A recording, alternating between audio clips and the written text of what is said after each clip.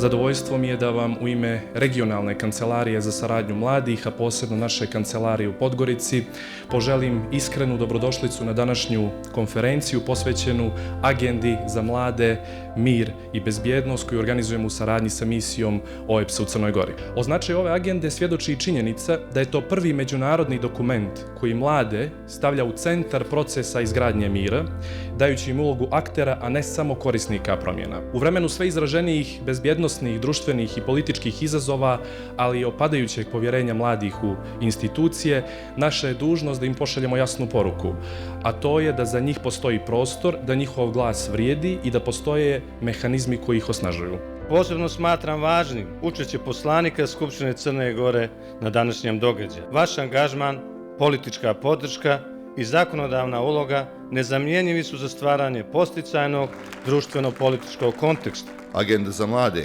mir i bezbjednost nije dokument za međunarodne konferencije.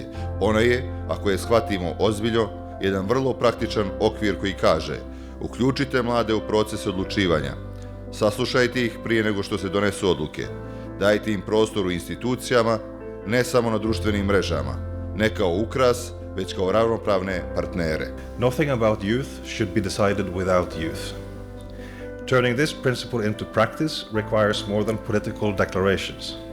It requires inclusive platforms, consistent engagement, and cross-sectoral partnerships. Rješenja zavise od svih nas, koliko smo kreativni i koliko u kontinuitetu radimo na ostvarivanju naših zamisli i koliko svojim partnerskim odnosom pokazujemo upravo volju da se za te neke zajedničke probleme nađe i kvalitetno rješenje. Mladi su tu upravo da nam oslobođeni svih nekakvih barijera u glavi zašto nešto ne može i slično, pokažu zašto stvari i kako mogu da se rade na nove načine i da mi prosto prigrlimo te nove načine i njihov potencijal. Sve dok stvarno ne napravimo mesta i ne otvorimo ovaj prostor i ovaj panel ili sve simbolično i za tu jednu stolicu za mladu osobu, mi ne možemo da pričamo o inovativnim, naprednim metodama, mehanizmima i modelima. Oni žele da budu svakog dana sigurniji,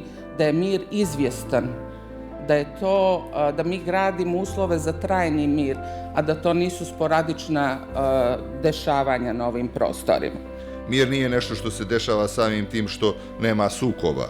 Mir se gradi kroz svakodnevne dosljedne izbore, da se sarađuje tamo gdje je bilo konflikta, da se uči tamo gdje su bile predrasude i da se gradi povjerenje tamo gdje je ono bilo izgubljeno. Mi kao institucije imamo odgovornost da te procese učinimo sistemski, nezavisnim od entuzijazma pojedinaca, već održivim i strateškim. Youth issues are not partisan.